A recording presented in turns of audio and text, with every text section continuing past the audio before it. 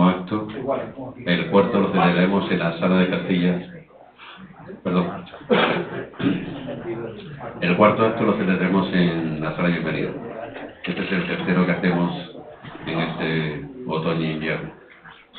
Bien, el primer acto, como recuerdo simplemente, tuvimos a Julio Fernández, veterinario, que nos estuvo explicando de una forma científica todo lo que transcurre desde que sale el toro de la dehesa hasta que es enjaulado en su respectivo chiquero. Fue una conferencia muy interesante, una conferencia que también generó dudas, como creo que también la de hoy nos la va a suscitar a todo el mundo. También otro día tuvimos a nuestro amigo, que allí lo veo al final, nuestro amigo Víctor, que estuvo hablando de la escuela rondeña, en la que él no cree en absoluto. Bueno, tal vez yo estoy de acuerdo con él. Y lo que sí es verdad, y decía Aristóteles, creo que decía algo así parecido, que la duda, que es lo que generamos aquí en estas actividades, lo que generamos es dudas.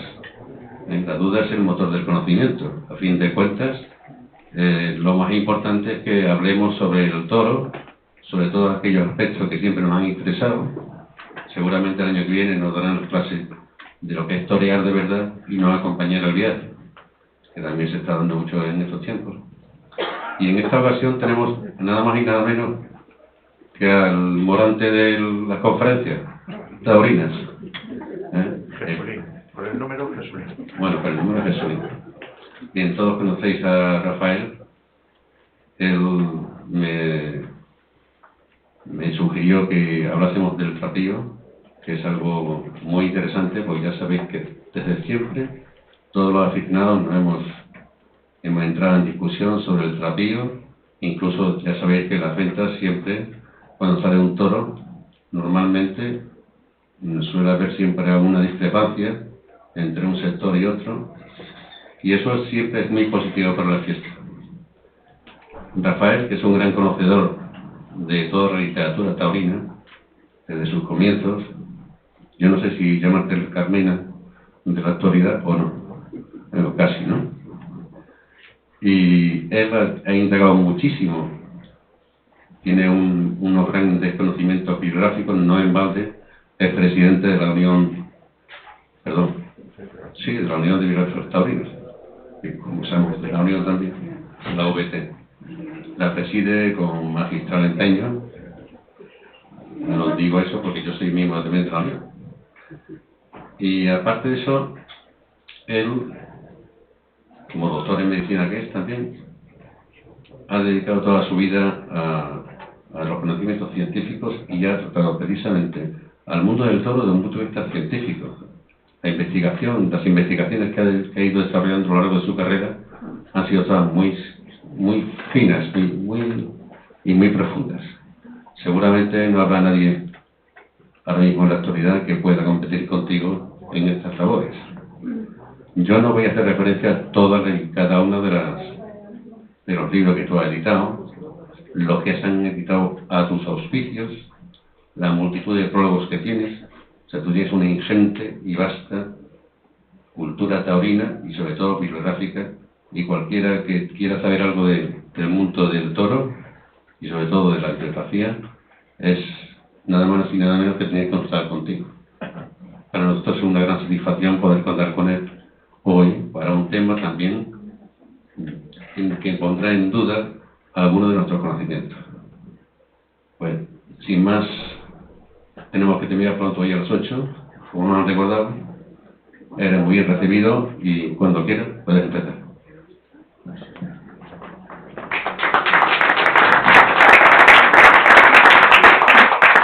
Bueno, muchísimas gracias a Jesús por sus amabilísimas palabras.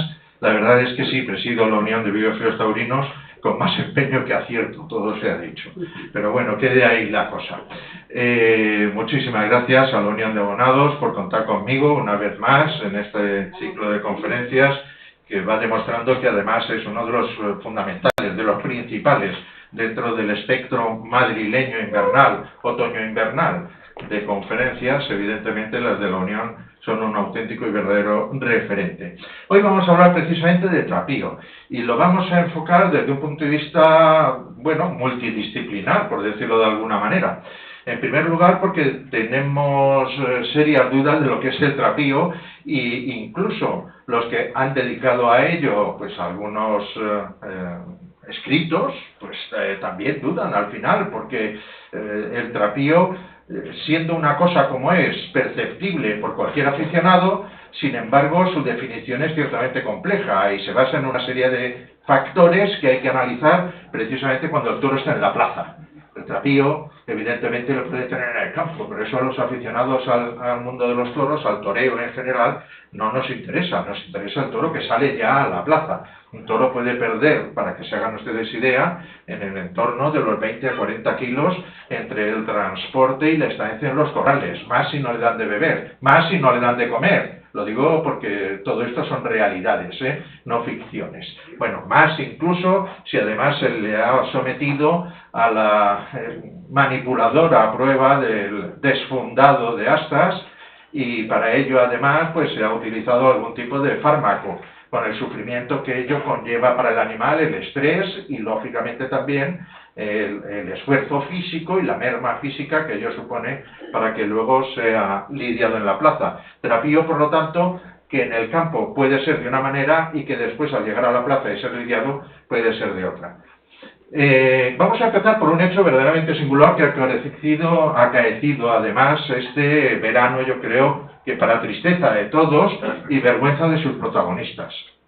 Ya saben ustedes que el 28 de agosto en Linares se celebra la corrida grande, la corrida dentro de la Feria de San Agustín, que lógicamente tiene en conmemoración la muerte de Manuel Rodríguez Manolete en el año 47. Bueno, para este año además había un cartel, yo creo que atractivo, digamos, para el gran público, incluso para muchos aficionados. Dos de los diestros que actuaban, como ven ahí, bueno, pues a mí me gustan bastante, Morante de la Puebla y Curro Díaz. Y José María Manzanares, pues no dejaba de ser también pues un reclamo para el gran público, que, bueno, ve un nombre conocido y hace que, bueno, pues acuda a la plaza. Se anunciaban 6 toros de Álvaro Núñez Benjumea, ya saben, no de Núñez del Cubillo, sino de su hijo, Álvaro Núñez Benjumea. Se llevaron 9 toros al reconocimiento, todo esto ahora se lo demostraré, claro está. Se rechazan 4 en el primer reconocimiento, por motivos, como verán ahí, diversos. Hay un toro evidentemente que cojea, que claudica de la mano derecha, creo recordar, y se rechaza precisamente por eso, el toro no mejora en la estancia en los corrales. Hay otro toro que no da el peso para plaza de segunda, ya saben que Linares es plaza de segunda, 435 kilos es el peso mínimo, luego era un toro que pesaba menos de 435 kilos, por lo tanto fue directamente rechazado, y 2 de ellos por lo que nosotros llamaríamos falta de trapío, pero que el reglamento andaluz dice falta de las características morfológicas correspondientes al encaste. Bueno, es fenomenal, estupendo. Bueno, el caso es que, sea como fuere, pues al ver que se rechazaban 4 de los toros y que había que traer al menos, bueno, pues un sobrero de una ganadería terrorífica, pero cercana a Linares, como es la de Román Solando, lo digo para que se asusten ustedes y pongan cara de pánico. 2 de las estrellas del cartel, Morante de la Puebla y Manzanares, deciden no torear, pero no torear y ausentarse de la plaza y de la localidad, ¿vale? Pese a las reiteradas peticiones por parte de la empresa y por parte de la empresa Regulín, pero por parte de la presidencia y por parte del delegado de la autoridad, su inspector de policía, que lo deja todo perfectamente reflejado en el acta previa al festejo. Incluso él les llama reiteradas veces por teléfono, intenta hablar con sus apoderados, no lo consigue en ningún momento, todo ello queda reflejado en el acta, y finalmente, bueno, pues con las presiones del ganadero por una parte y la aquiescencia benedictina del presidente, acaba aprobándose uno de los rechazados, concretamente el número 9, como veremos. Bien, al final no se consigue localizar pasadas las 3 de la tarde, a ninguno de los dos espadas fugados, y se habla con Curro Díaz, que está perfectamente dispuesto a torear la corrida, como así fue, cortó 5 orejas en ese festejo, y punto final. Hasta ahí acaba, digamos, lo que es la revista taurina de la corrida. Se trajeron 3 sobreros de Román Sorando, los 3 se aprobaron sin ningún problema y quedaron pues en los corrales como sobreros, punto final, y aquí paz y después gloria. Veamos los partes y las partes. Siguiente. En la siguiente diapositiva lo que les muestro es el comentario que sobre esta corrida y su acontecer relató un periodista sevillano en el ABC, en la sección de toros en Sevilla. Y hay cosas verdaderamente vergonzosas, las cosas como son. Por ejemplo, dice un problema, enraizado en el excesivo papel que juega el veterinario dentro de cada festejo, quien además de acarrear, parece que pone sus funciones como puramente de la salud del toro, es el encargado, junto a los presidentes, de aprobar o rechazar las reses en función. Bueno, les hago un resumen de todo ello. El problema no fue de los toreros.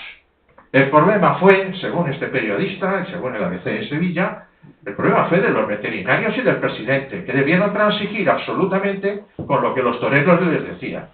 Porque, y es el último párrafo, lo que los toreros y los profesionales digan tiene mucho más valor que lo que digan los equipos presidenciales. Punto final, hasta ahí llega. Es decir, lo que defiende este periodista, en definitiva, después de darle muchas vueltas al asunto, es que la elección de los toros debe venir dada por lo que el ganadero pretenda, exija o entienda que debe mandar a cada plaza, y que los toreros deben opinar también sobre si aquello es válido o no. Es decir, incluso el ganadero puede mandar algo más grande y los toreros después decir que es demasiado grande y que no se adecúa al trapío que ellos consideran que debe tener esa ganadería. Bueno, es algo verdaderamente escandaloso. Bueno, el caso es que esto levantó cierta polémica, que duda cabe, pero lo que sí dice es que desde hace años esto viene sucediendo. Es decir, y eso ahí sí lleva razón. Es decir, desde el mundillo taurino, desde hace años, se pretende suprimir por completo el concepto de trapío, dejando eso de la conformación morfológica respectiva al encaste como la prueba fundamental que a través de los ojos del ganadero y de los diestros actuantes debe ser la piedra de toque con la que se apruebe o rechace un toro para una determinada plaza o corrida de toros. Siguiente. En la siguiente diapositiva, no lo ven porque la verdad es que la letra es pequeñita, pero ven el reconocimiento primero, como hay en el cuadro de abajo 4 toros rechazados, el 4, el 7, el 9 y el 10, ¿vale? El 9 es el que acaba lidiándose, por cierto, y los 3 de Román Sorando, que se reconocieron al día siguiente como sobreros y que no tuvieron ningún rechazo, claro está. Vale. El ganadero, torticeramente, además, en unas declaraciones a la televisión local que estaba retransmitiendo el enchiquerado de las reses y el sorteo, etcétera, hizo unas declaraciones verdaderamente explosivas contra los veterinarios y contra la presidencia, diciendo que el número 9 estaba perfectamente válido y que no presentaba ninguna cojera, y que pese a todo, se lo habían rechazado. No. El rechazado por cojera fue el número 10, como bien pueden ver ustedes en el acta del reconocimiento. Este acta es pública, este acta se puso lógicamente en las puertas de la plaza, en los lugares de acceso al coso, como es pertinente, según el reglamento andaluz. Vale. Y incluso el periodista del ABC, del escrito anterior, decía, pues salió el número 9 y no estaba cojo. Luego los veterinarios se equivocaron, luego no saben de esto.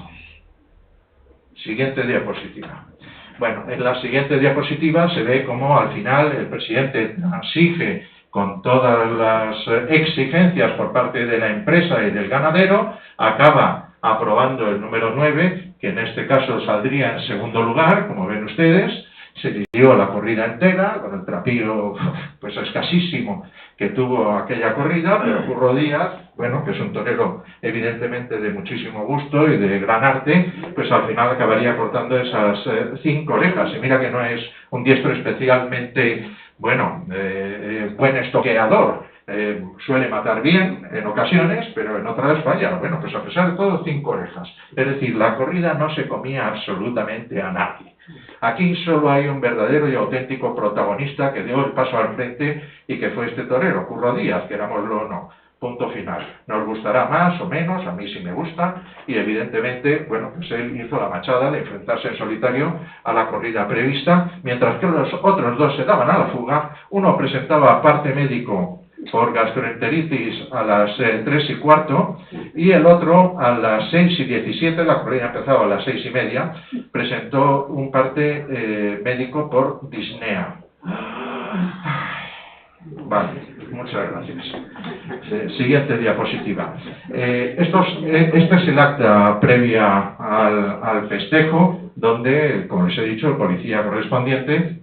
Linares es una población que lógicamente tiene Policía Nacional, como saben ustedes, en función de su población puede tener Policía Nacional o Guardia Civil. Bueno, pues redactó, y donde vienen todos estos pormenores que yo les digo. ¿Qué existe en el fondo de todo ello? En el fondo de todo ello, lo que se pretende por parte del mundillo taurino es reivindicar que el trapío no existe y, en segundo lugar, que en cualquier caso el tipo morfológico del animal lo debe determinar el propio ganadero y los diestros actuantes en el festejo. Y que el público que se aguante. Punto final. En contra de lo garantista, que era la ley 10/91, la ley taurina, evidentemente, y de los sucesivos reglamentos que han ido saliendo, con excepción del primero, el de 1992. Ya saben que el primer reglamento a raíz de la ley taurina sale en 1992, y hace 2 cosas verdaderamente curiosas, que son permitir el arreglo de astas cuando los toros presenten astillas, es decir, bueno, ya que estamos, en vez de quitarle la astilla, le quitamos el venenillo también, claro, ya puesto a que hay que encerrar al toro en el cajón de curas, o si no tiene la plaza, pues en el mueco, bueno, pues ya le pegamos un repasillo, porque ¿para qué nos vamos a quedar simplemente con la astilla? Vamos a igualar el otro pitón, que el otro pitón no tenía astilla, pero ahora al quitarle la astilla a este se ha quedado un poco desigual y, en fin, ya entienden ustedes todo esto con la paliza correspondiente para el toro. Y segunda cosa, dentro de lo que nos afecta directamente en los reconocimientos, bueno, pues aparte de eso, y todo ello fue lo que motivaría posteriormente una intervención en el Senado en el año 94 y la modificación del reglamento para el año 96, bueno, pues que se podía lidiar los toros a pesar de que los 3 veterinarios dijeran que estaban afeitados. Simplemente, bueno, pues bajo la responsabilidad del ganadero y dejando a la presidencia la facultad de poder mandar después las astas para su examen al laboratorio correspondiente. Otro día, si quieren, hablamos de todo esto, porque esto es también verdaderamente vergonzoso. La reunión en el Senado sí sirvió, gracias a la existencia, bueno, ya creo que ha fallecido Juan Antonio Arévalo, gran senador, por cierto, a pesar de que, bueno, no coincidíamos en ideas políticas, lo cierto es que era un grandísimo aficionado y él fue, yo creo, el que motivó no solo la reunión aquella, sino la modificación del reglamento del 92, suprimiendo estos 2 aspectos del arreglo de astillas, por una parte, y de que se pudieran lidiar toros rechazados por los veterinarios por unanimidad por aquello del afeitado. Tan solo el reglamento andaluz conserva el texto de ese reglamento del 92. Luego esas cosas sí se pueden hacer en Andalucía, pero no en el resto de los reglamentos nacionales, aunque también el de Castilla y León permite el arreglo de astillas. Siguiente diapositiva. En definitiva, los veterinarios junto con el presidente, el equipo presidencial, por llamarlo de alguna manera, aunque yo me centro en los veterinarios, y ahora verán por qué, son los garantes del trapío. Luego explicaremos, ahora llegaremos, lo que consideramos que es el trapío, lo que se ha considerado a lo largo de la historia, etcétera. Pero bueno, ya ven ahí, la ley 10/91 dice que el reconocimiento versará sobre la sanidad, perfecto, ahí nadie pone ninguna pega. La edad, desde que se introdujo el guarismo en el año 69 y las primeras reses empezaron a lidiarse como novillos en el 72 y toros en el 73, la edad está más o menos garantizada, aunque haya diferencias en cuanto al marcaje de la edad. Ya saben ustedes que hay dos reglamentos, Andalucía y Castilla y León, que consideran que el toro nace el primer día del mes en el que ha nacido, es decir, que si nace un 30 de marzo, el día 1 de marzo ya se puede lidiar como novillo o como toro, lo cual es absolutamente incomprensible, y que el resto de los reglamentos dicen que es el último día. Es decir, que si nace un 1 de abril, solo puede lidiarse a partir del 1 de mayo. Punto. Bueno, mire, vamos a ver, tenemos una cosa que es cuando se declara el nacimiento en el libro genealógico y en el documento de identificación bovina, DIB, que se llama, viene marcada perfectamente la fecha de nacimiento, así que cumpleaños el día de su cumpleaños, punto final. Todo lo demás verdaderamente son tonterías. El peso, bueno, suponiendo que todas las plazas tuvieran báscula y que las básculas funcionaran, hay muchas plazas que, por cierto, tienen básculas electrónicas que marcan de 5 en 5, yo me acuerdo siempre de San Sebastián, plaza de primera, marca los toros de 5 en 5, no puede llegar a 4, ni a 3, ni a 2, a hacer esa pequeña discriminación. Bueno, da igual. Bien, el peso, por cierto, como acabaremos diciendo, no es trópico. Bien, el estado de las defensas y la utilidad para la lidia de las reses, así como el trapío de las mismas, ¿vale? Bien, y el resto de las condiciones reglamentarias establecidas, ¿vale? Todos los reglamentos, todos desde el primero de los nacionales, o el primero que se interpreta como el primero de los nacionales, que fue el del 17, aunque solo se aplicaría para plazas de primera categoría, empiezan a marcar ya no solo los pesos, como veremos, sino también aspectos relativos al trapío. El reglamento del 17, en su artículo 23, decía: el reconocimiento versará exclusivamente sobre la edad aparente, utilidad, edad aparente. Claro, entonces no había ni guarismos, ni se podía determinar la edad más que por la dentición del toro de lidia o por los anillos que se van formando a partir del tercer año en el nacimiento de los cuernos. Vale. Utilidad para la lidia, sanidad y presentación de los toros. Y es que en buena medida esto es el trapío, la presentación de los toros, es decir, cómo salen presentados. En definitiva, después nos tendremos que mirar en una serie de condiciones para ver si el toro está bien o mal presentado. El reglamento del 23 sigue al del 17, el del 24, que es una modificación leve del 23, sigue a sí mismo. Por cierto, luego lo veremos, 570 kilos entre abril y septiembre en plazas de primera categoría como peso mínimo, mínimo 570 kilos, ¿vale? Luego haremos algún comentario y, bueno, pues el del 30 introduce el tipo zootécnico del toro de lidia. Cambia el término presentación por el tipo zootécnico del toro de lidia. Está bien. Está bien, sobre todo si tuviéramos en consideración que todos los tipos de todos los toros de lidia son similares. El gran problema es que no lo son, claro. Y ahí está el kit de la cuestión.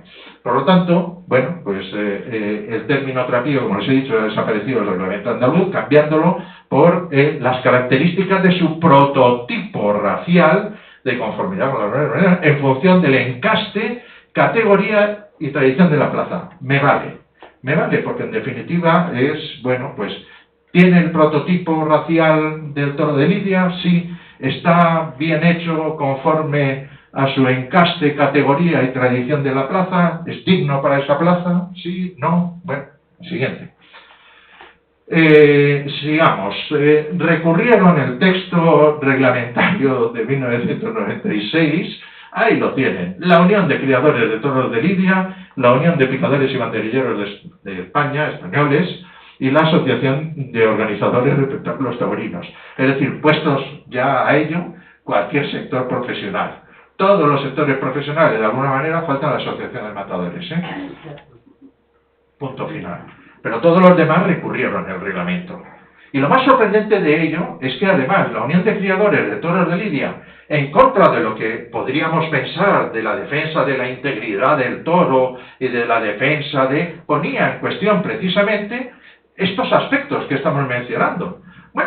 y criticaban la integridad de las reses frente a las eventuales manipulaciones, que por qué tenían que ser ellos los garantes de aquello. Ellos no estaban para estar allí a ver si se les hacía o no se les hacía dentro de la plaza no sé qué. Bueno, vale. Para eso tienen un vaquero, o pueden exigir a la autoridad que ponga la correspondiente vigilancia en los corrales, cosa que contempla el reglamento perfectamente. Criticaban la obligación de inscribirse en el registro de empresas ganaderas, que al fin y al cabo no deja de ser un papel, entiéndame, bueno, pues sí, es un poquito de burocracia, pero esto les llevaba media hora, y si lo hacía además a través de la Unión de Criadores o de las 4 asociaciones paralelas de criadores de reses de línea, pues evidentemente no les va a conllevar nada, quiero decir, ni siquiera el pago de tasas, o sea que absolutamente nada. Pero bueno, puestos a criticar, lo criticaban, impugnaban la obligación de efectuar determinadas comunicaciones al registro, por ejemplo, la variación en los elementos que han sido objeto de inscripción, relación de machos cerrados, etcétera. ¿Qué pasa? Que no querían saber cuántos machos se cerraban. Por si acaso no lidiaban de menos, porque eso lo sabemos, hay muertes, hay problemas, hay enfermedades en los machos, desde que son añojitos o becerros hasta que se lidian, que hay cornadas en el campo, hay bajas, no cabe duda, y hay algunos que son desechados, pues o bien por una conformación defectuosa, o pues porque el ganadero decide que ha nacido un macho de una mala reata, o lo que sea, y lo manda al matadero sin ningún problema. No sé qué problemas podría haber ahí, excepto que sí había determinadas ganaderías que, teniendo X machos en un año, esto ha sucedido a lo largo de la historia siempre.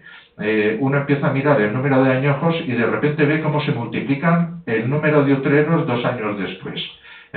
Cuestión esta verdaderamente singular. Es más, yo he tenido la oportunidad hace muchos años en el propio archivo de la Unión de Criadores mirar los datos de la macroencuesta que se hizo en 1930 por parte de la Unión, entonces creo que la presidía Julián Fernández Martínez, Daniel Martínez colmenareño, ¿vale? Y bueno, y que además publicó posteriormente Manuel García Aleas un interesantísimo libro llamado El toro de Lidia en la Plaza Nacional, algo así, que me parece, bueno, ahora con las prisas se me va el título exacto, pero bueno, el caso es que en efecto había ganaderías que tenían en el año 5, imagínense, 20 añojos, y 2 años después, en el año 7, cuando esos añojos tenían que ser utreras, en vez de 20 había 30. Cuestión esta verdaderamente sorprendente. Bueno, eso ha seguido sucediendo desde luego prácticamente hasta nuestros días. Impugnaban también la obligación de precintar los cajones. Ya me dirán ustedes el esfuerzo que supone comprar una máquina de precintar, que es hacer así con la mano, quiero decir, una vez que ya está el toro encajonado en la ganadería correspondiente, para destinarlo a la plaza, ya saben que es preceptivo, pues ponerle el precinto correspondiente. Bueno, pues impugnaban. ¿Por qué tenían que ellos poner eso? ¿Qué significa? Pues en definitiva, claro, si no van precintados los cajones, cualquier manipulación es posible. A buen entendedor, pocas palabras bastan. Y que esto lo defiendan, además, repito, la propia Unión, me parece a mí verdaderamente asombroso. Y solicitaban la anulación de todos los artículos en los que se mencionaba el trapío de los toros, al entender que es un concepto jurídico indeterminado y que su utilización da lugar a una gran inseguridad jurídica. Punto. Estas son las palabras textuales de su documento. Siguiente, por favor. Bueno, gracias a Dios, el 2 de julio del 96, el Tribunal Supremo dicta sentencia sobre todas estas impugnaciones. Vale. Y las desestima todas. Fantástico, ¿eh? Quiero decir, gran triunfo, ¿eh? Como para estar orgullosos. No les voy a decir quién presidía entonces la Unión de Criadores de Toro de Lidia. Vale. Y en el propio texto de la sentencia dice: sorprende la alegación no solo por cuanto el concepto de trapío forma parte de la tradicional terminología taurina, es cierto, llevamos 2 siglos y pico prácticamente hablando de buen mozo, buen tal, siglo y medio más largo todavía hablando de trapío con esa palabra, ¿vale? y aunque concepto técnico, es perfectamente interpretable en cuanto a su significado por los técnicos veterinarios. Es decir, ya está diciendo una cosa verdaderamente importante, que son los veterinarios. Esto había que enseñárselo al periodista de ABC. Digo, son los técnicos veterinarios los que entienden del trapío. Vale, o debieran entender, porque también hay veterinarios para todos los gustos, entiéndanme. Pero bueno, en fin, punto final.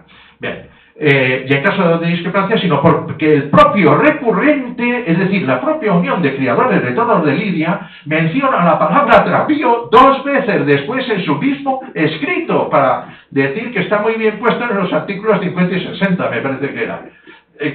Ustedes comprenden, es decir, debió ser alguien próximo a la esquizofrenia el que redactó el escrito, porque si no, no se entiende cómo uno, para impugnar una cosa, la defiende después con el mismo término.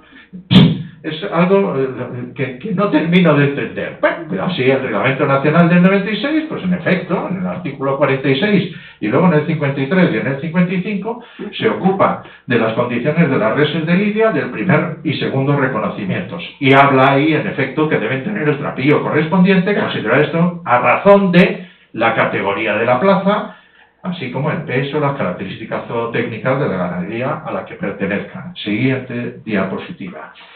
Bueno, por lo tanto, sí, ya nos vamos centrando. No acabó ahí la cosa. El Tribunal Supremo volvió en 2003 a manifestarse. En este caso fue ante un recurso que se elevó por parte de la empresa de Pedro Balañá en Barcelona, a ser rechazada por completo una corrida presuntamente que iba a lidiarse en la Plaza Monumental barcelonesa. Bueno, los veterinarios la echan atrás por completo y Pedro Balañá presenta, bueno, pues un contencioso administrativo diciendo que se han equivocado por una parte, que sean sancionados y que además él va a pedir daños y perjuicios por todo el asunto. Bueno, el Tribunal Superior de Justicia de Barcelona, de Cataluña, perdón, el Tribunal Superior de Justicia lo desestima por completo.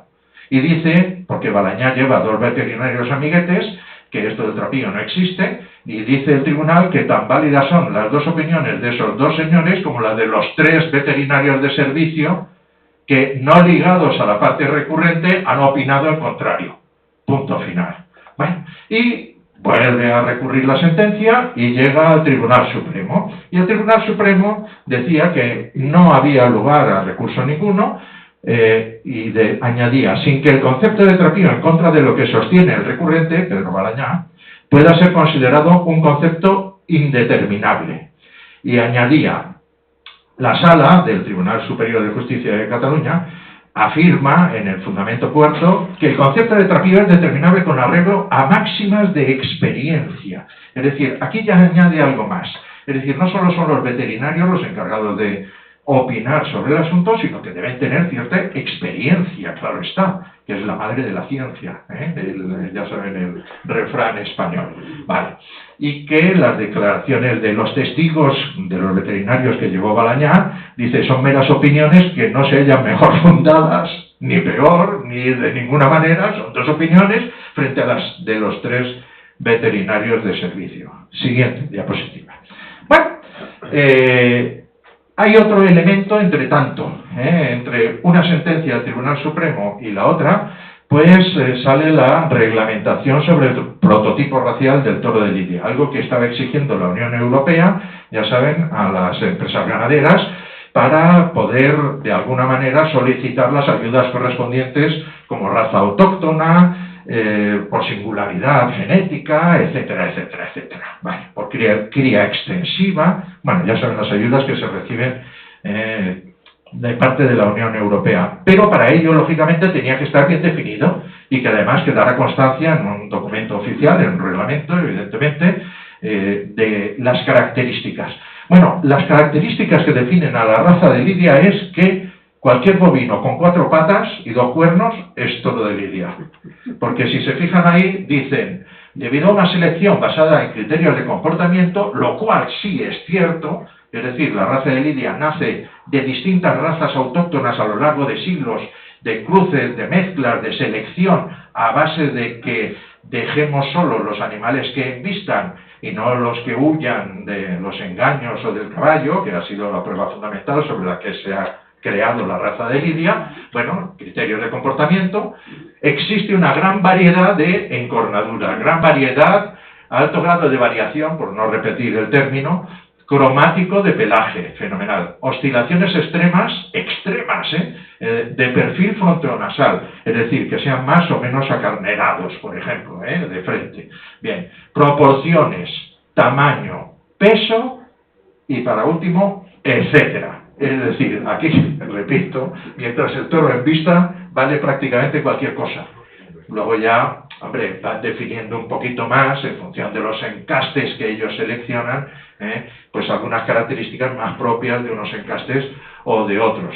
Y repito, es un auténtico éxito que esto haya sido aceptado como tal, quiero decir, porque lo que intenta definirse en una raza son una serie de características comunes que deben tener todos los animales. No, aquí lo único que se dice es que tienen exclusivamente en común una cosa, y además no es cierta, que es el comportamiento. Y menos mal que no es cierta. Quiero decir que, gracias a Dios, no todos los toros salen uniformemente y embisten de la misma manera, sino que eso nos aburriría, sino soberanamente a los aficionados. Bien, pero todo vale. Encornaduras, tipo zootécnico, perfiles, etc. Siguiente diapositiva. Es verdaderamente sorprendente. Bueno,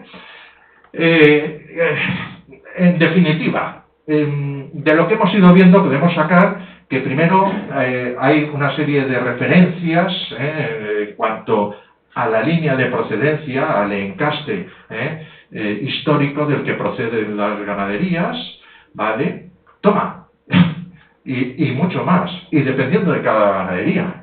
Claro, no es lo mismo, entiéndanme, los Santa Colomas, por poner ejemplos más próximos, quizás ya no actuales, de los años 80 de Buendía a los de Felipe Bartolomé, que eran un poquito más pequeños, o a los de herederos de don Pablo Martínez Elizondo. No tenía nada que ver.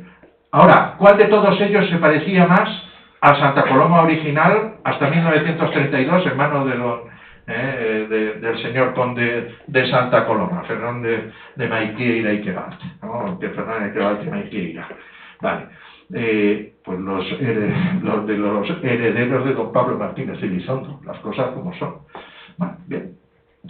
Cada ganadería, evidentemente, en función de los criterios que tenga el ganadero, selecciona lo que quiere, en función de su criterio, del tamaño, de la morfología, del carácter. Imagínense que yo quiero bueno, pues el toro toreable, y desgraciadamente todo lo que me sale son toros encastadísimos, con dos picones por delante, un trapío descomunal y no sé qué, y el único toro toreable que me sale en la selección para semental, pues es un pobre canijín que, bueno, se lo echo a las vacas y me salen todos para plazas de tercera.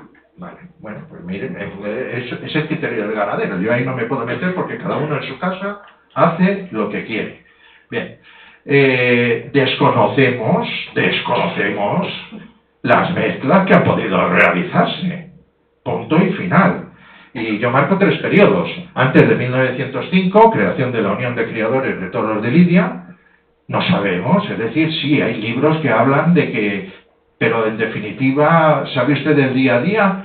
O en la noche del 30 de septiembre de 1888 el ganadero echó un semental del vecino de al lado y aquello cambió por completo el régimen de la ganadería. No lo sabemos. De algunas cosas de estas hay alguna prueba, indirecta, sí, todo el mundo conoce el famoso semental de Concho y Sierra que le echó Martínez y a partir de entonces empezaron a salir los toros aparejados, fenomenal, pero no sabemos el día a día ni de dónde proceden. ¿De dónde procede lo de Vista Hermosa? No, de los hermanos Rivas. Vale, fenomenal, muchas gracias.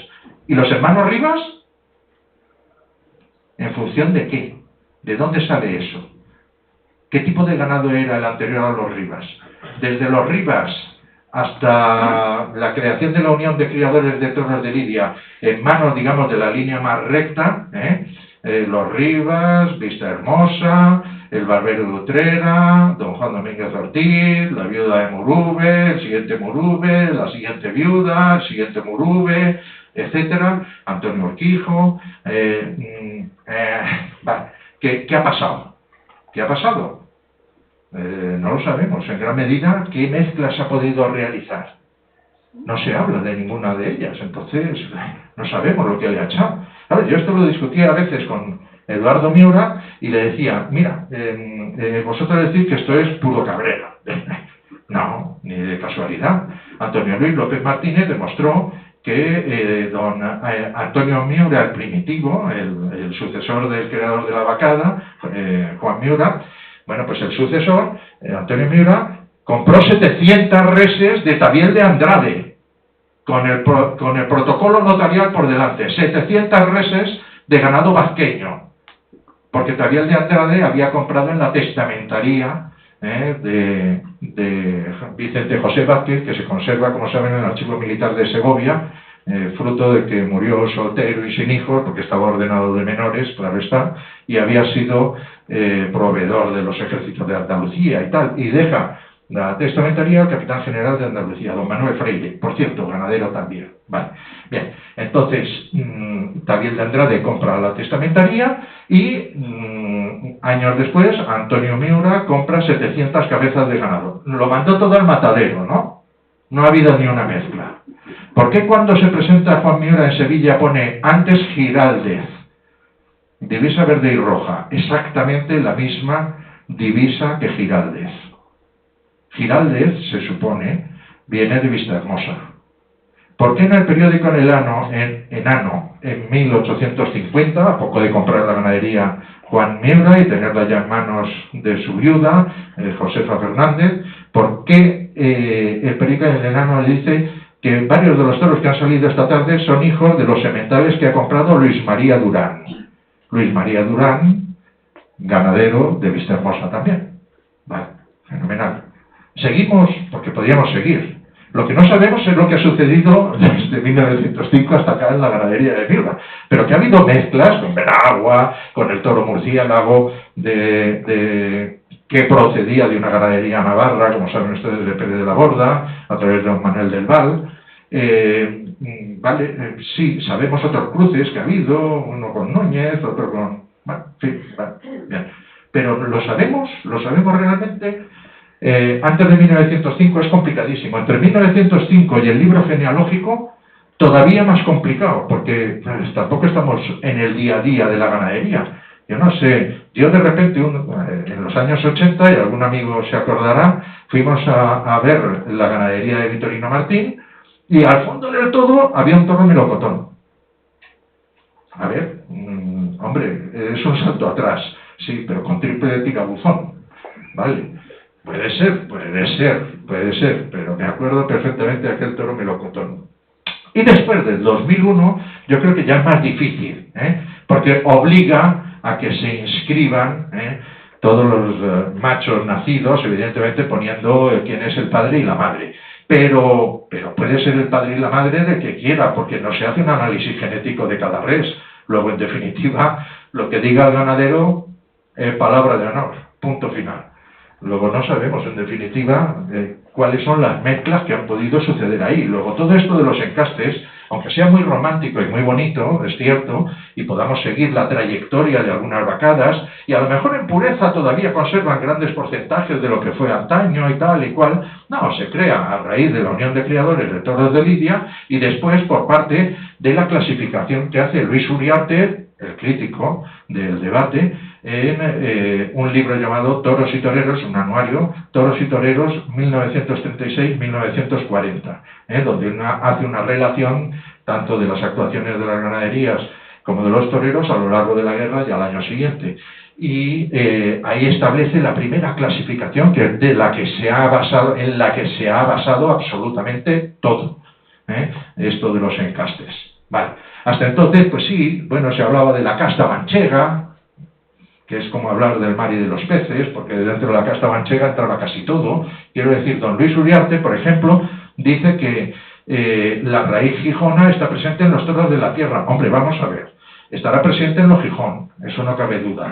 Pero ya en época de los Gijón, se decía que los toros de Álvaro Muñoz, que se criaban en Ciudad Real, mientras que el otro, en la localidad ciudadrealeña de Villanueva de los Ojos del Guadiana, Villarrubia, perdón, de los Ojos del Guadiana, ¿vale? Eran distintos. ¿Ah? Pues hombre, si los dos eran retintos, quiero decir, y probablemente viniesen de la famosa retinta castellano-extremeña o extremeño-andaluza, que es como está ahora mismo clasificada la raza. La raza es la retinta extremeña-andaluza. Vale, bueno, pues a lo que voy. Probablemente las dos procedieran de eso, pero hombre, llevarla no solo más allá de los Montes de Toledo, sino incluso hasta la comarca de la Tierra, en el Colmenar Viejo y aledaños, ya es mucho. Bueno, pues don Luis dice que todo es lo mismo. No, mire, las características son francamente diferentes entre unas reses y lo otro. Bueno, punto final. Hay una orden del 12 de marzo de 1990 en la que se aprueba la reglamentación específica del libro genealógico. Cada unión o cada asociación ganadera tiene su propio libro genealógico y en él se van inscribiendo las reses que van naciendo. De tal manera que se puede más o menos conocer quién ha comprado qué, si tuviéramos acceso a ello. Porque el siguiente problema es que no se tiene acceso a ello más que por parte de la autoridad del ministerio correspondiente o por parte de las propias asociaciones ganaderas. Pero si yo soy el asesor de la presidenta o presido un festejo, no tengo acceso al libro genealógico. Por lo tanto, bueno, pues a la hora de examinar el trapío en función del encaste, me va a ser muy complicado. Pero bueno, en fin. Y desde luego no existe apenas caracterización genética. Lo que hizo el profesor Cañón es verdaderamente loable, en unión precisamente de Julio Fernández, cuando era secretario técnico de la Unión de Criadores, hizo unos estudios sobre genética de los distintos encastes y nos llevamos todos unas sorpresas descomunales, porque no estaban colocadas las ganaderías donde debían. Es más, la de Miura aparecía por ahí, incluso próxima a ganado con caracteres ligados al RNA mitocondrial, que está ligado lógicamente a las hembras africanos, etc. Bueno. Según la categoría y la tradición de la plaza, pues sí, evidentemente. Plaza de primera, Madrid, Bilbao, Pamplona, bueno, pues más o menos vamos a ver toros con una presentación habitualmente muy digna, sobresaliente, no digo que siempre, pero bueno, la mayor parte de las ocasiones se lidian animales con el trapío que consideramos los aficionados correspondiente. Luego añadiremos algo. Y este es el trapío de Málaga, ¿no? O el de Córdoba, con perdón, Jesús. O el de Valencia mismo, por poner otra plaza de primera, o el de San Sebastián. No, mire, vamos a ver, depende. La categoría de la plaza no marca exclusivamente. Es más, hay localidades de tercera, y pongo algunas, Cheniquietos, el Valle del Tietar, las novilladas que se lidian en Calasparra, en Villaseca, etcétera, oye, que tienen una categoría de plazas de primera, y sin embargo son de tercera. Luego, bueno, la tradición de la plaza también es importante, y lo que exigen los veterinarios. Siguiente diapositiva. Siguiente, sí. Hay que darle otra vez. Esto es. No le dé de momento, pero ahora le pediré que vuelva a darlo. Yo les haría una pregunta a ustedes. ¿Ustedes qué creen que es esto? Bueno, es una pregunta curiosa. Es más, incluso les podría decir que a qué encaste pertenece. Porque hay toros muy distintos aquí. Bueno, pues son de una tal doña Juliana Calvo, viuda de don José Bueno, después Escudero Calvo y más posteriormente Victorino Adolfo Martín. Bien, reses de Albaserrada. Fíjense, por ejemplo, una cosa muy curiosa. Aquí hay un patas blanca y ahí hay un lucero. Características que han desaparecido por completo de la ganadería. Y es que les recuerdo, cuando don José Bueno compra la ganadería de Albaserrada en el año 22, del marqués de Albaserrada, de don Hipólito, ¿vale? El caso es que tenía una ganadería vasqueña. Claro, no vas a matar todas las vacas, algunas las dejas, las buenas, las verdaderamente buenas, las dejas a ver si ligan o tal. Es, bueno, pues un experimento, entiéndanme, como el que hizo José Vega en San Lorenzo del Escorial en el año 14, y luego los hermanos Villar continuaron en Zamora, creando el encaste Vega-Villar, hoy llamado patas blancas. Vale, fenomenal. Siguiente. Es un comentario abajo nada más. Estos son los toros que se lidiaron en una de esas corridas antes de que la plaza de las ventas fuera, digamos, plaza de temporada. En el año 33, concretamente, se lidiaron toros de doña Juliana Calvo. El cartel era mediocre, pero era para un concurso de Misses Europeas. Bueno, eso se lidió en Madrid, quiero decir. No estamos hablando de Pozuelo de Alarcón. Se lidió en Madrid. Hoy en día esos toros, y estamos hablando de la Edad de Plata, alguno probablemente no hubiera pasado. Esto sí es un vitorino. Precisamente el día que vi el famoso toro melocotón, estaba tan lejos que la foto no salía.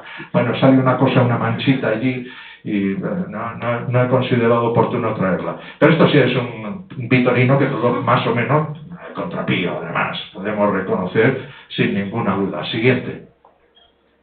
Estos son los encastes que se recogen, porque claro, si hay que clasificar el trapío o valorar el trapío en función del encaste, más o menos tendremos que movernos en lo que dice el Real Decreto de 2001 sobre el prototipo racial.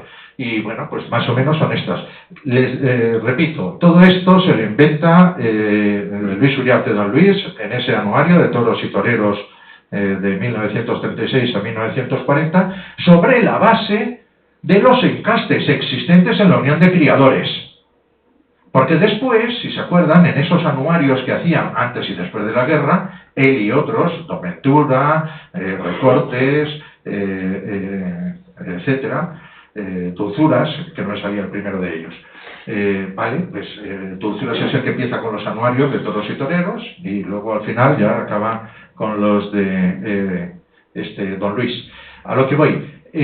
Bueno, pues se hablaba solo de las ganaderías de primera, mientras que las de la asociación o las de la otra asociación de ganaderos que existía ya en los años 30, ya había tres, bueno, pues prácticamente se mencionan en un par de hojas al final diciendo fulanito de tal, y dio 6 novillos, salieron malos, fulanito de cual, no sé qué, en general todo muy pobretón y tal. Pero es verdad, aquí sí, es cierto, bueno, pues se hace algo más de hincapié, digamos, en las ganaderías de la Unión.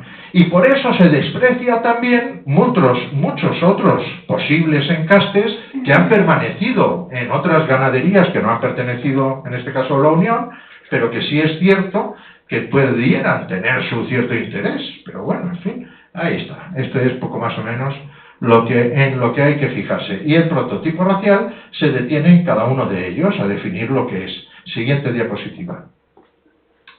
Este es el resumen prototípico. Esto es, me parece que es del toreo chico, 1903 o 1905, por ahí.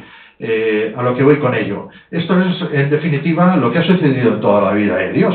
Es decir, en aquella época, el primer espada, que tenía mal genio, ganaba 6.000 pesetas. Esto es la época de Bombita y Machaco, sin lugar a dudas, porque ya Joselito y Belmonte cobran 7.500 u 8.000, ¿vale? Y por lo tanto, bueno, pues exigían el torito, que no lo ven ustedes porque el hierro es muy pequeño, bueno, el torito también lo es de Saltillo, para que vean lo que han cambiado las cosas, es decir, los toros suaves y bobalicones de esta época precisamente eran los de Saltillo. El torero mediano, que ya solo gana 2.000 pesetas, pues bueno, sí, está bien, no está mal y tal, con el hierro de Veragua. Y después la fiera, al torero más joven, al pequeñín, que tan solo cobra 500 pesetas, ¿vale? Le echan el toro con trapillo y con hechuras, claro está, y con un 9, que significa que pertenece a don Manuel García Aleas, o hijos de don Manuel García Aleas. Siguiente diapositiva. Esto es lo que ha pasado toda la vida de Dios. ¿Cuándo se empieza a utilizar el término trapío? Bueno, pues es muy difícil marcar la fecha concreta, porque probablemente en algún escrito haya aparecido antes de las referencias que yo pueda darles. Pero normalmente, desde el siglo XVII ya empieza a hablarse de que el toro era un buen mozo, que tenía buen tipo, que tenía buena estampa, buena lámina, bien hecho y hermoso, y otra serie de descripciones. Pueden irse ustedes al famoso diccionario magistral de mi amigo José Carlos de Torres, y allí podrán encontrar, desde luego, todos estos términos y la denominación, o digamos, el significado concreto del trapío perfectamente. Desde inicios del siglo XIX se utiliza el término ya, sin lugar a dudas, ¿vale?, para caracterizar la morfología de determinadas ganaderías. No les hablo de castes, de ganaderías. Es más, nos sorprenden muchas crónicas que nos encontramos este toro albareño para distinguirlo de uno de Gijón. Albareño es de Álvaro Muñoz y Teruel, ¿vale? Ganadero de Ciudad Real. Probablemente del mismo origen, del mismo encaste, de la misma procedencia de ganado retinto de la zona de Ciudad Real, a orillas del Guadiana. Vale.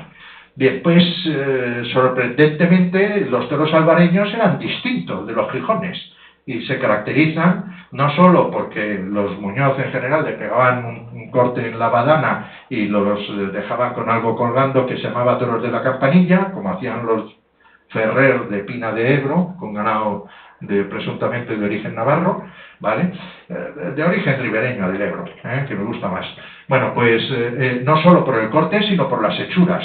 El aficionado entonces era perfectamente capaz de distinguir, y hay alguna crónica que lo hace, entre un toro, por ejemplo, más manchego todavía, de más hacia el norte, de Manzanilla, es decir, de don José Manzanilla, ¿vale? Luego en manos de Arrate y sobrinos, quiero recordar, ¿vale? Frente a los albareños o a los de José Gijón, luego Bernabé del Águila Bolaños y luego Gaviria. Bien.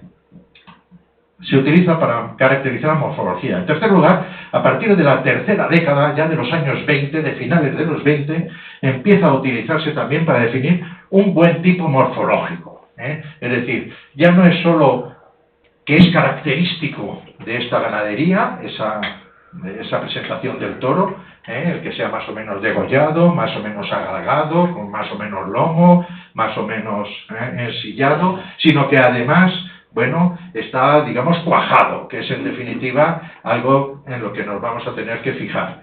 Y desde mediados del 19 se utiliza en general para definir la fisonomía del toro. Tiene buen trapío o mal trapío. Y ya desde mediados del 19 el término trapío se universaliza, punto y final. Y se universaliza, es decir, es algo que todos los aficionados tenemos siempre presente, y hablamos de trapío, aunque muchas veces no lo sepamos, o no sepamos distinguir perfectamente las características de una ganadería frente a otra, o de un encaste frente a otro, pero se utiliza. Este toro está bien o mal presentado, tiene buen o mal trapío. Fenomenal. Y desde finales del 19, bueno, pues ya podemos decir que empieza a hacerse por definirse el trapío por encastes o vacadas. Pero, bueno, en fin, no lo sé. Yo no las tengo todas conmigo. Siguiente diapositiva.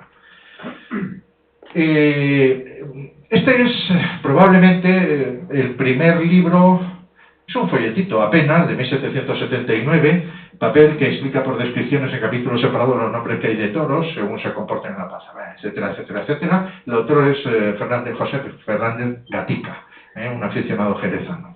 Bueno, a lo que voy con ello. Probablemente sea el primero que intenta definir un poquito este término de lo que es un buen mozo, porque está escrito todavía en el siglo XVIII.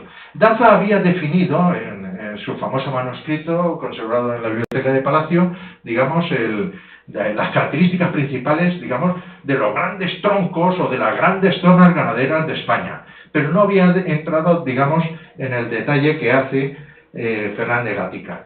Y por ejemplo, define esto de buen mozo como aquel toro de buena talla, buena formación, buena capa, buen pelo y bien encornado. Y más adelante, bueno, pues dice que tiene buena talla, es bien repartido de miembros, buena cornamenta, buena piel, grueso, es decir, que no esté flaco, es lo que quiere decir, ¿vale? No que esté gordo, sino que sea grueso, Vale.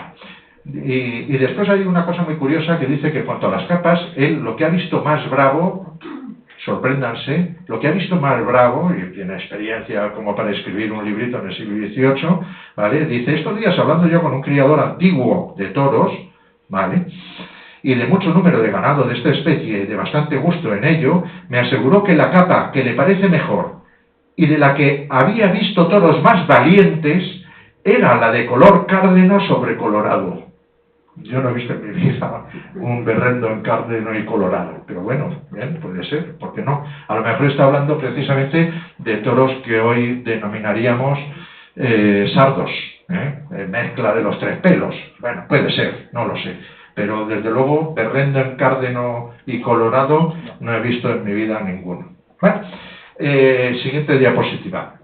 El caso es que, bueno, ya les digo que se caracteriza después en las crónicas, ya a partir de, incluso antes del Correo Literario y Mercantil, existen manuscritas, unas crónicas en la Biblioteca Nacional que reprodujo la Unión de Bibliófilos Taurinos en su día, atribuidas a distintas personas, pero en definitiva no sabemos quién las escribió, y que por lo que sea, bueno, pues recoge corridas desde 1827 en adelante. Son crónicas mucho más descriptivas y más amplias en general que las que recoge el Correo Literario y Mercantil, que es el primer periódico que retoma las crónicas desde que se publicasen entre 1793 y 95. Bueno, pues en el Correo Literario y Mercantil ya se habla de Trapío. Dice, el público pidió otro toro y su majestad, en este caso lógicamente Fernando VII, pues accedió a ello, salió sin divisa, que por su trapío y encornadura pareció ser del referido Manzanilla. Mira que Manzanilla era ganadero manchego, que podía haberse confundido con los albareños de Álvaro Muñoz, o con los de Gijón, que entonces en el año 28 ya tenía Gaviria en su poder. Pues no, de Manzanilla. Vale, bien. O otro ejemplo, por ejemplo, 2 años más tarde, pues se corrieron 6 toros, 2 de Gaviria, 2 de Gendulain, ganadería navarra, como saben, 2 de Juan Antonio Lizaso y don Felipe Pérez de la Borda, y 1 de Gracia sin divisa, que por su trapío y hierro parecía ser de Lizaso. Vale, por su trapío y hierro parecía ser de Lizaso, no era de Gendulain, ni de Pérez de la Borda. Vale, a lo mejor se le veía muy bien el hierro, y no cabe duda. Siguiente diapositiva. Vale, pero lo que está definiéndonos trapío es las hechuras de determinado tipo de ganado perteneciente a una ganadería. Paso al frente. Bueno, empieza a definirse un buen tipo morfológico en las crónicas, como hemos dicho antes.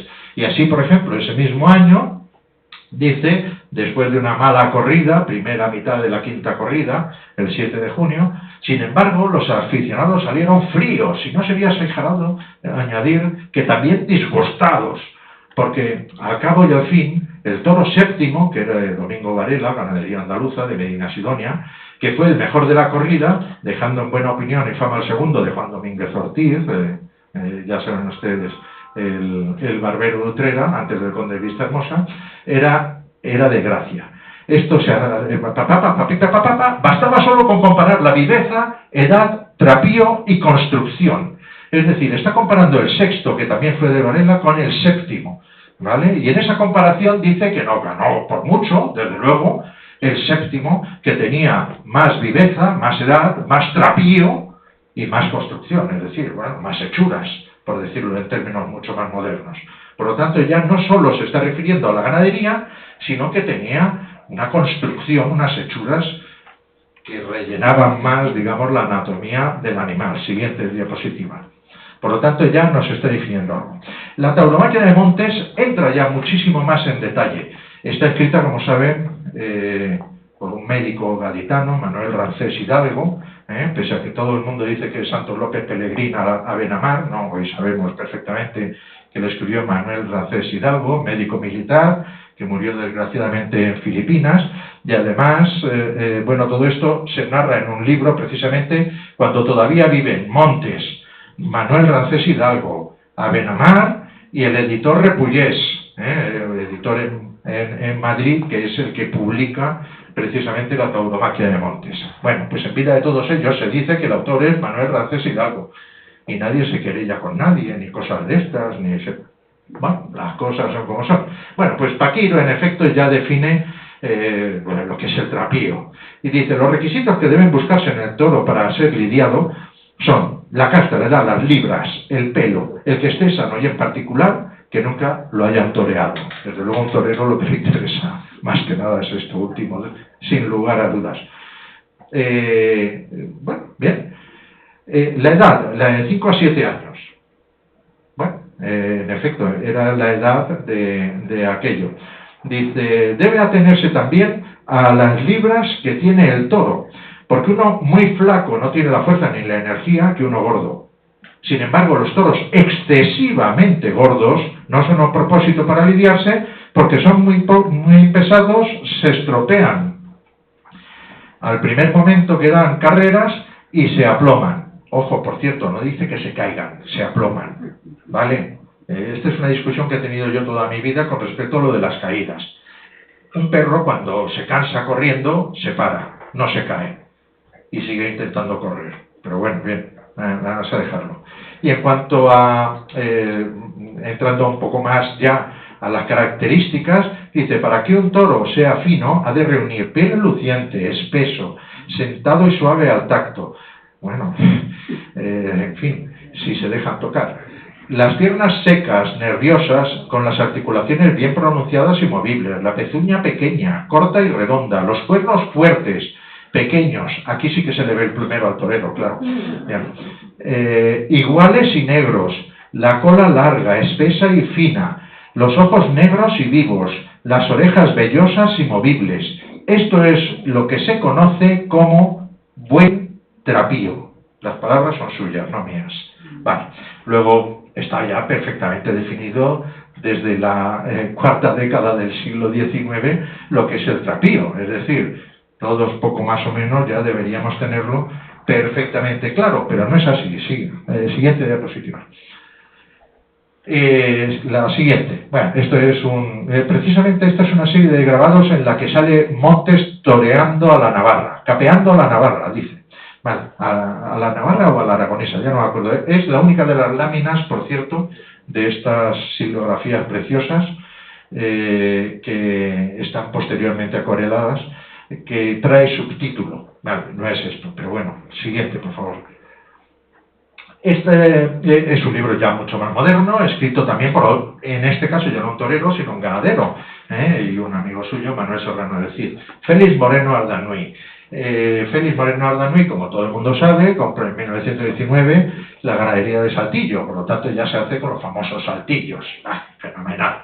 Es persona competente en la materia y se lo lleva a sus pagos y fincas de Córdoba, donde en buena parte, en Palma del Río, sigue teniéndola José Joaquín Moreno Silva, que es su descendiente directo. Vale. Y dice, el arquetipo general de toro bravo es igualmente perseguido por todos los ganaderos. El toro de lidia debe ser corpulento, de mucha presencia, bien proporcionado, vamos, lo mismito que dice la Unión de Criadores ahora, fuerte, de articulaciones bien proporcionadas y flexibles, piel fina, pelo lustroso, espeso, igual, sentado, fino, suave, limpio, testuz ancha o dolicocéfalo, cuernos bien colocados, fuertes, delgados, lisos, tersos, finos, puntiagudos, de regular tamaño y oscuros o negros o verdinegros. Ojos grandes, de fina mirada, salientes, vivos, brillantes y encendidos. Orejas pequeñas, vellosas y muy movibles, hocico pequeño, fino, elástico, húmedo y negro o casi negro.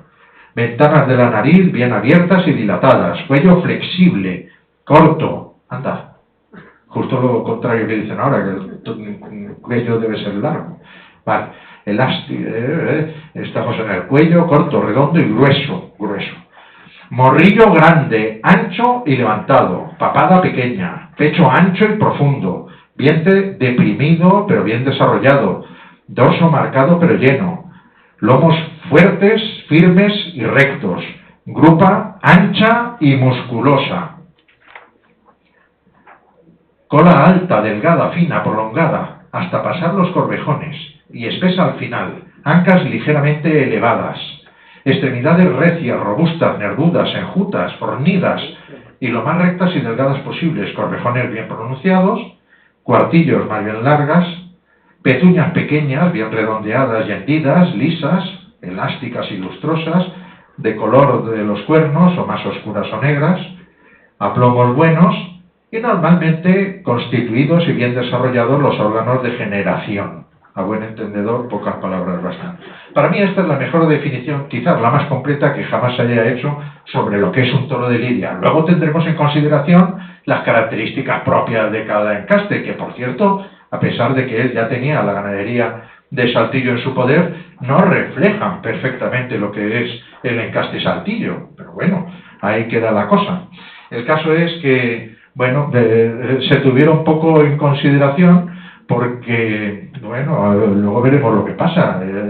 Hubo muchas críticas y el tamaño del ganado se ha criticado siempre.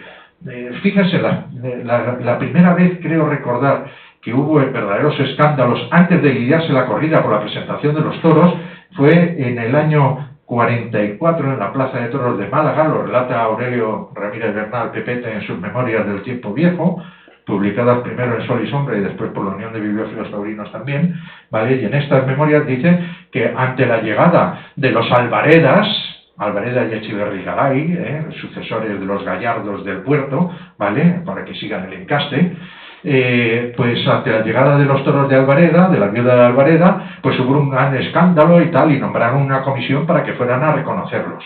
Y entonces entre la comisión estaba el propio Montes, y Montes dijo, bueno, es que los toros de Alvareda ya sabemos que son un poco más pequeños que los de otros castas.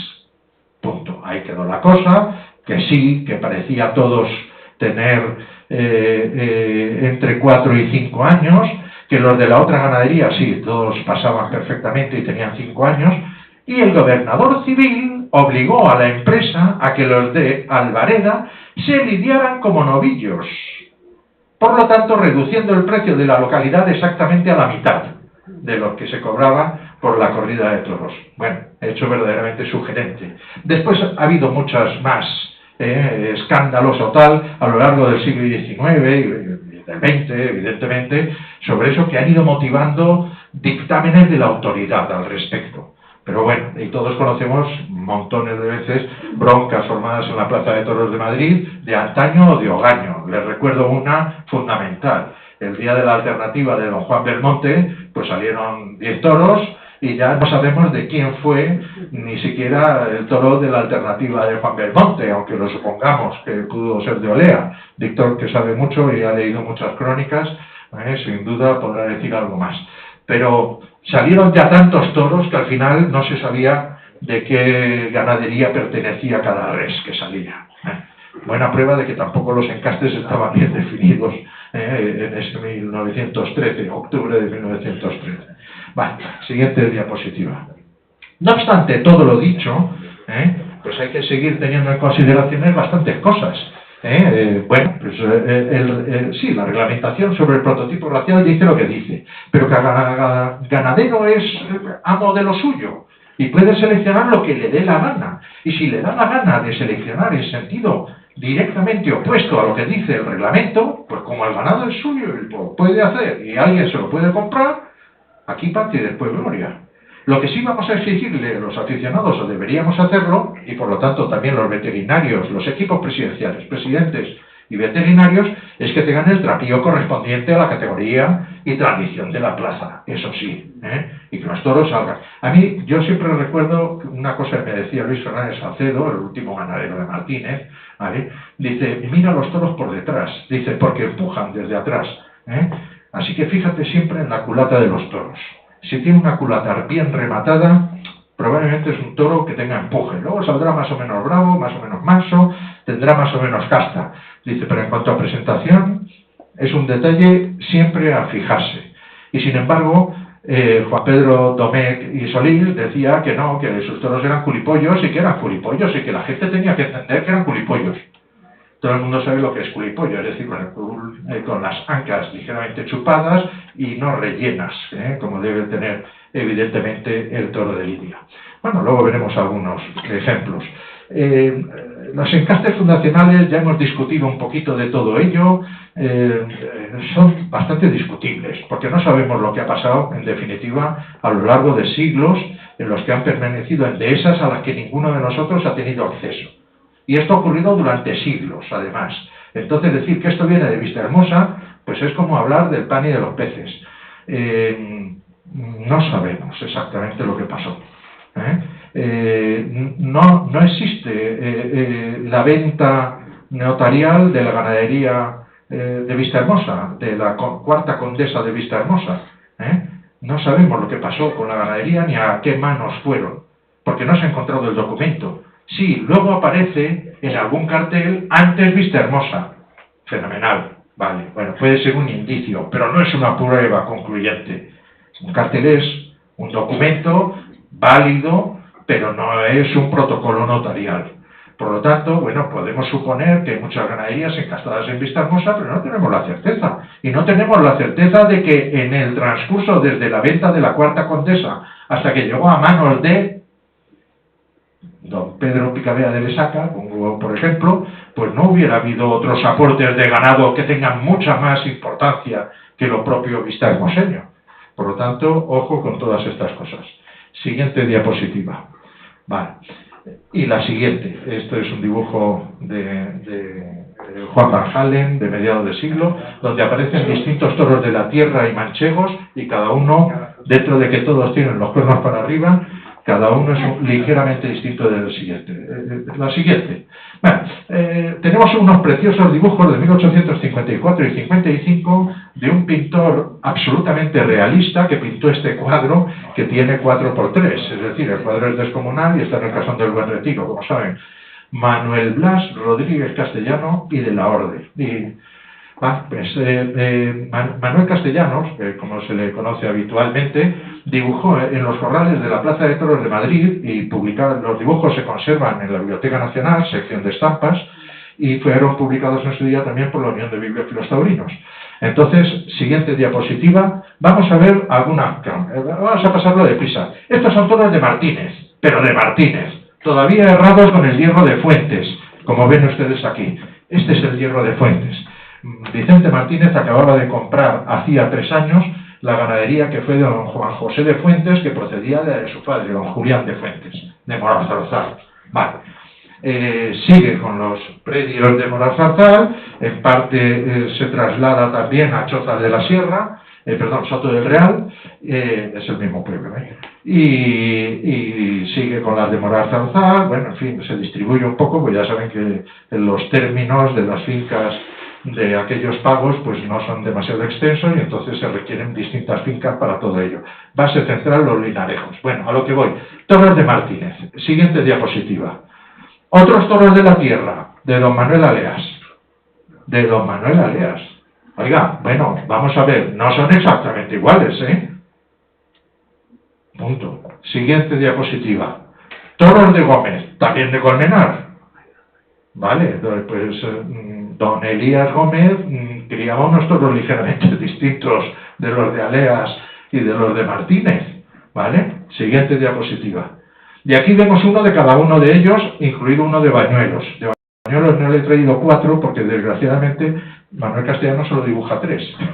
Entonces, bueno, ya que eran 4, pues, bueno, pues siendo todos de la tierra y supuestamente con un origen común, estoy hablándoles de 1854 y 55, son perfectamente distinguibles para un buen aficionado de la época. Vale. Es cierto que si ven todos los ijares se le notan mucho, es decir, bueno, eran toros contrapío, pero evidentemente no tenían los remates que hoy se les da a base de la finalización con piensos, con elementos ya que ya no son solo los pastos del terreno, o las famosas habas, que dicen que se le echaban a los toros. Bueno, siguiente diapositiva. Vamos a ver lo mismo. Toros de Miura, siguiente. Toro de Miura prácticamente actual. Siguiente. Toro de Miura de antaño. Toro de Miura de Ogaño. Bueno, en fin, pues sí, no, hay cosas comunes, hay cosas diferentes. Vale, siguiente diapositiva. Estos son toros de Hidalgo Barquero. Ya saben, el presbítero Hidalgo Barquero, don Diego Hidalgo Barquero, por cierto, lo nombra solo Diego Barquero, en los pies de cada dibujo. Tuvo una ganadería, se supone que es mezcla de Veragua con otras cosas, suponemos que Vista Hermoseñas, pero no tenemos la absoluta certeza, y sea como fuere, la ganadería se ha ido transmitiendo supuestamente en pureza, siguiente diapositiva, hasta un tal Benítez Cubero.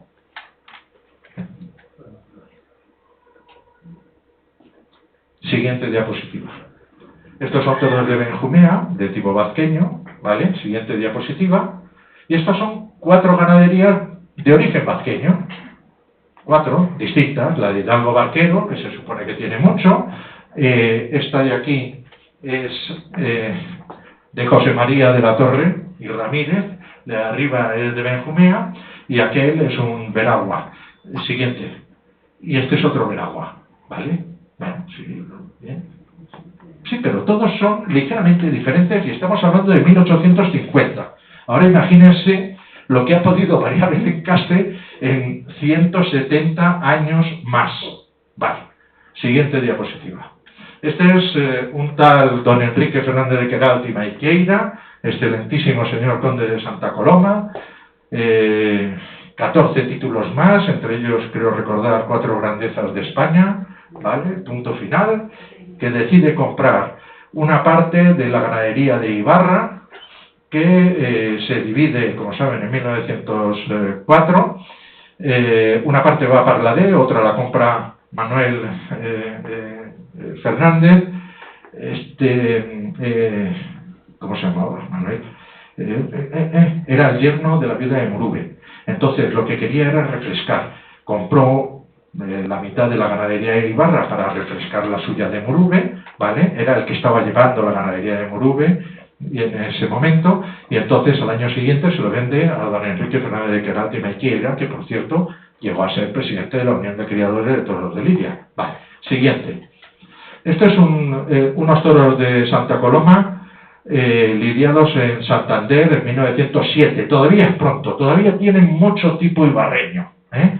Todavía la mezcla que hace a partir de 1906 con reses de Saltillo, que reconoce él mismo en un artículo publicado en estos años, que les ha echado sementales de Saltillo para que a la bondad de lo ibarreño les añada el picante de lo de Saltillo, ¿vale? Siguiente diapositiva. Y esta es una corrida de San Sebastián de 1915, siguiente diapositiva, y de estos 6 toros, este es uno de ellos, que le toca a Joselito el Gallo. Vale, la fotografía es de la revista Arte Taurino. Joselito en San Sebastián, 22 del 8 de 1915, Semana Grande de San Sebastián. ¿A ustedes esto le parece un buen día? Vale, pues eso, es decir, el toro de Santa Coloma en manos después, cuando lo compra Joaquín Buendía, de la manita, por cierto, de don Felipe Bartolomé, que este sí sabía de toros porque era el que estaba llevando la ganadería de su suegro, don Rafael Surga, ¿vale? Este sí sabía de toros, bueno, de la mano, les cambian el tipo.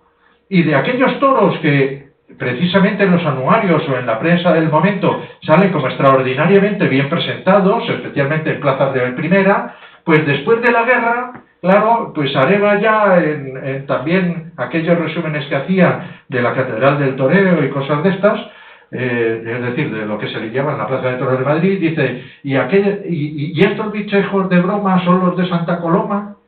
Es decir, en unos años han transformado por completo el biotipo, el tipo morfológico de la ganadería. Luego, en definitiva, lo que nos tenemos que fijar los aficionados no es tanto en el encaste de qué procede, sino de cómo es la ganadería y realmente si está bien rematado. Y un toro bien rematado es un toro bien rematado, lo mires por donde lo mires. Siguiente diapositiva. Estos son Santa Colomitas de Hernández Pla.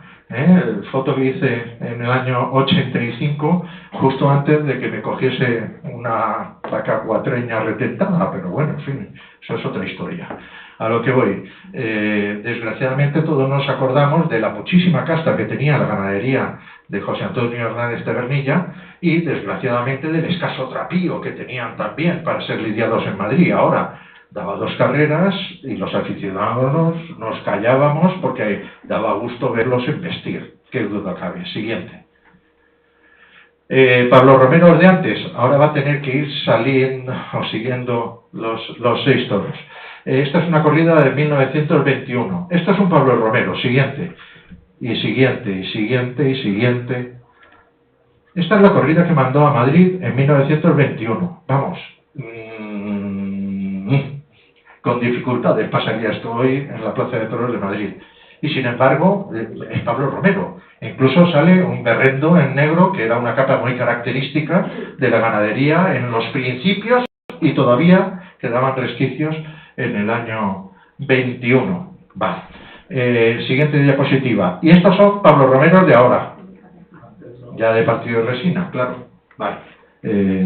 Bueno, en fin, sí.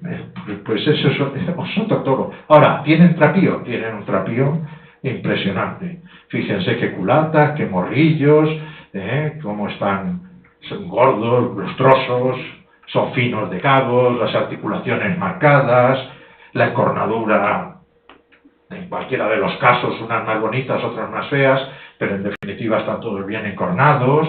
Es un corridón, punto, genial. Me da igual el peso. Siguiente diapositiva. Vale. ¿Por qué me da igual el peso? Porque yo no sé lo que pesaba esa corrida, pero esa corrida estaba perfectamente presentada. Punto final. No me interesa el peso. El peso es una exigencia que se pone en 1917, en el reglamento del 17, precisamente para que los toros salieran con un trapío digno. Vale. Y dice que en plazas de primera, el toro entre junio y septiembre tiene que tener 550 kilos pesados en vivo. Vale, no había básculas en vivo y por lo tanto pues no se aplicó el reglamento correctamente. Pero bueno, punto final. 550 kilos. Seguro que alguno de ustedes ha leído el resumen de Plaza 1 de esta temporada venteña. ¿Me puede decir alguien, por favor, cuál es el peso medio de los toros lidiados este año en Madrid? 552. Estamos hablando de animales disparatados, descomunales, de tal. En el reglamento del 23, si se fijan, aumenta el peso y pasa entre los meses, repito, de mayo a septiembre, de 550 a 570. Y luego el bajonazo. Y luego el bajonazo supone que en muchas plazas de primera, como no se cumplía, no en Madrid probablemente sí se cumplía, pero en otras muchas, pues no. Entonces le pegan un bajonazo. Y fundamentalmente por parte de los ganaderos salmantinos. Cuestión esta que ya se ve reflejada en un libro muy curioso, pero muy interesante de leer, que se llama Resumen Pitonudo, de 1929. Y en ello se inicia una campaña pro toro, y la mayor parte de los críticos del momento se suman a ella, diciendo que es una vergüenza lo que están haciendo determinados ganaderos salmantinos con nombres y apellidos. Vale, y muchos de ellos muy conocidos, porque están reduciendo de manera drástica. Incluso uno de los grandes críticos del momento, Federico Alcázar, dice que es una absoluta indecencia que un ganadero como Sánchez Rico haya mandado una corrida sin el peso correspondiente a la Plaza de Toros de Bilbao y que después haya tenido que pagar la multa a la empresa, porque era la que pagaba la multa entonces, según el contrato, y no el ganadero, porque la empresa ya le advirtió al ganadero que todos de los toros no daban el peso correspondiente. A pesar de todo se lidió y al arrastre, pesado el toro al arrastre con los porcentajes correspondientes, entonces ya eran del 60%, por cierto, pues se establece que en efecto que no han dado el peso y que es sancionada la empresa. Y dice que es una auténtica vergüenza porque ya se le había advertido al ganadero que trajera otros toros. Vale. En el año 62, después de la guerra, evidentemente hay una orden ministerial que dice que no se aplique para nada ni lo de la edad ni lo del peso. Se recupera en el año 42, luego se vuelve a recuperar en otra orden posterior y ya en el reglamento del 62 se establece, igual que en el actual del 96 a nivel nacional y en todos los autonómicos, en 460 kilos de peso en vivo. Ahora bien, vamos a ver, hace unos años, concretamente creo que en el 2018, pero no me hagan mucho caso porque pudo ser en el 17, una corrida de desafío ganadero entre Valdellán y Saltillo.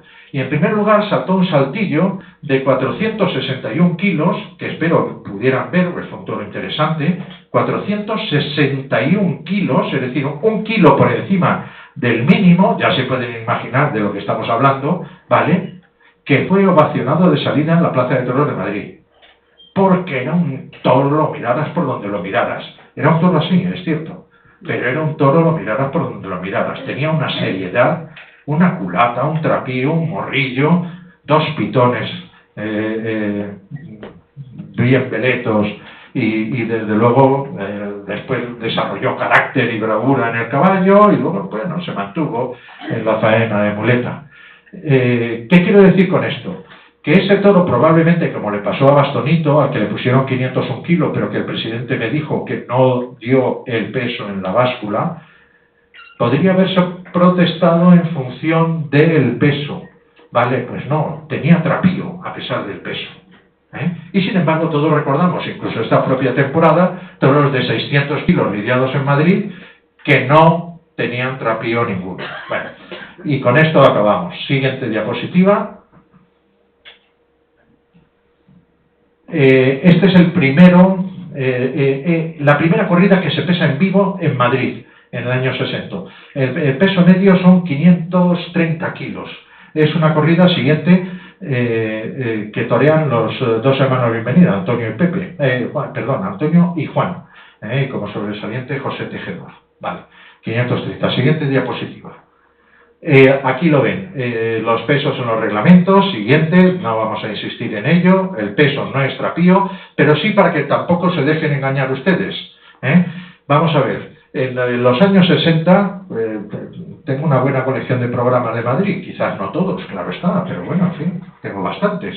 Entonces, ahí ven el número de corridas, el número de programas que he consultado, en esos 6 años o 7 años del 60 al 66 y del 81 al 87. Lo digo porque siempre se ha dicho, no, es que Chopera fue el que añadió 100 kilos a los toros y tal y cual, y no sé qué. No, miren, el promedio en los años 60, en esos años, sobre 744 toros, la media fueron 516,35.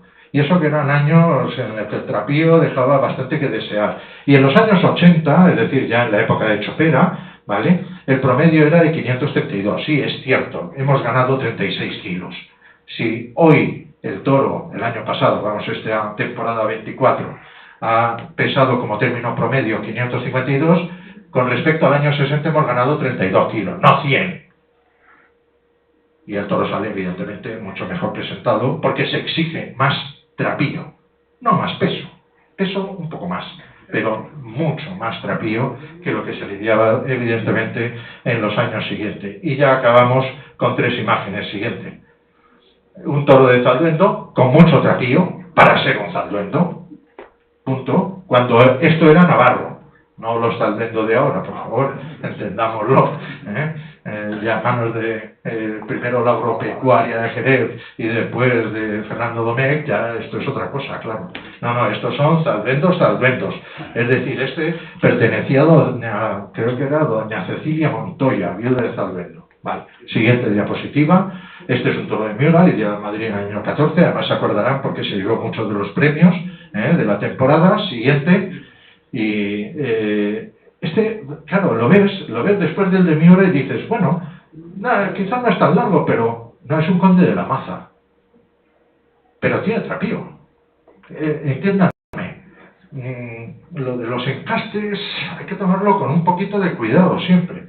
Es muy romántico y la sucesión sí, es muy interesante y todo esto, pero bueno, en fin, de vez en cuando te puedes llevar sorpresas. Siguiente diapositiva. Y esto es un corridón lidiado en Bilbao de una ganadería que ahora está muy de moda y de la que vemos mucho animal también en Madrid, que es Fuente Imbro.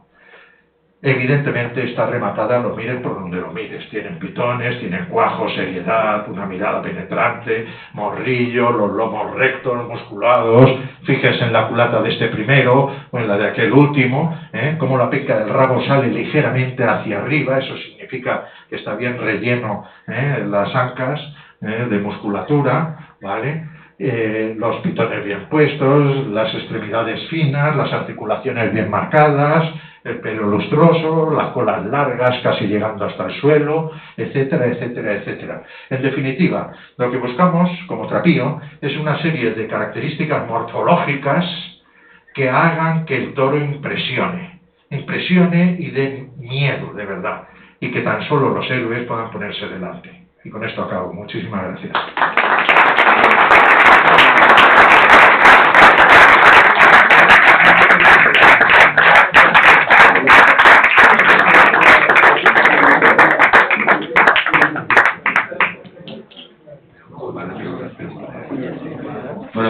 gracias, Rafael. Como siempre, una lección magistral por tu parte.